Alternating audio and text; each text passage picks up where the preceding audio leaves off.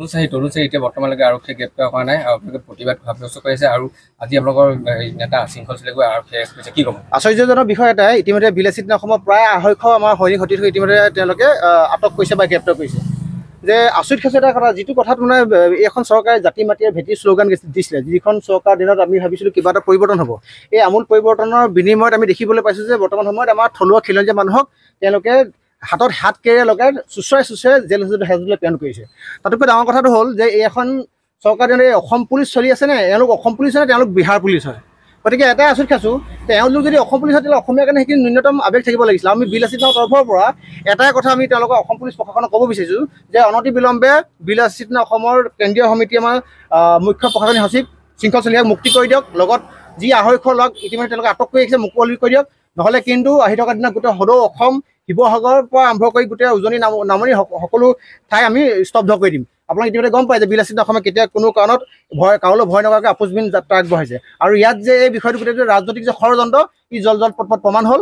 আৰু এটা কাৰণে মই ভগৱানক ধন্যবাদ জ্ঞাপন কৰিম যে ইমান আপোনাৰ প্ৰত্যাহ্বান থকাৰ পাছতো আমাৰ চব ইতিমধ্যে সৈনিকক এৰেষ্ট কৰিছে বা আটক কৰিছে।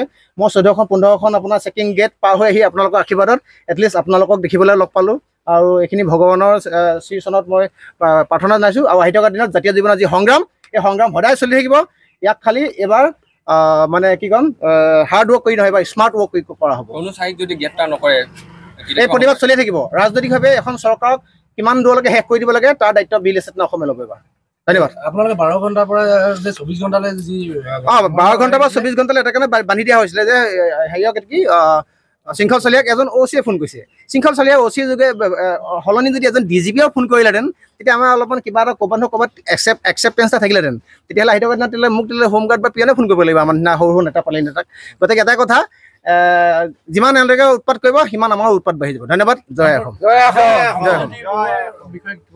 শংকৰজ্যোতি বৰুৱাৰ ক্ষেত্ৰত এইটো ৰাজনৈতিকভাৱে এইটো মানে কুচক্ৰান্ত, তেখেতক ৰাজনৈতিক কেৰিয়াৰ ধ্বংস কৰাৰ কাৰণে ইয়াৰ আপোনাৰ তেজ গোলা বুলি কোৱা যিজন আপোনাৰ বিধায়ক, তেখেতে চিধাকৈ জলজত পটপটকৈ তেওঁৰ নীতি নিৰ্দেশনা আৰু তেওঁ ৰিম'ট কণ্ট্ৰলত চব চলি আছে। ইয়াৰ SP, ইয়াৰ OC, DC চবেই তাক কাম চলাই আছে। ধন্যবাদ।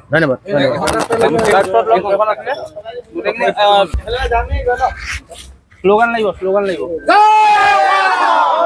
বিলাসিত অসম জিন্দাবাদ, জিন্দাবাদ, জিন্দাবাদ। বিলাসিত অসম জিন্দাবাদ, জিন্দাবাদ, জিন্দাবাদ। বিলাসবাসী জিন্দাবাদ, জিন্দাবাদ, জিন্দাবাদ। ডিব্ৰুগড়বাসী জিন্দাবাদ, জিন্দাবাদ, জিন্দাবাদ। তিনিচুকীয়াবাসী জিন্দাবাদ, জিন্দাবাদ, জিন্দাবাদ। বিলাসবাসী জিন্দাবাদ, জিন্দাবাদ, জিন্দাবাদ। শংকৰ বৰুৱাক বিনা চৰ্তে মুক্তি কৰক, মুক্তি কৰক, মুক্তি কৰক। শৃংখল চলিহাক মুক্তি দিয়ক, মুক্তি দিয়ক, মুক্তি দিয়ক। বিলাসিত প্ৰতিজন সৈনিকক মুক্তি দিয়ক, মুক্তি দিয়ক, মুক্তি দিয়ক। এই সংগ্ৰাম চলিছে।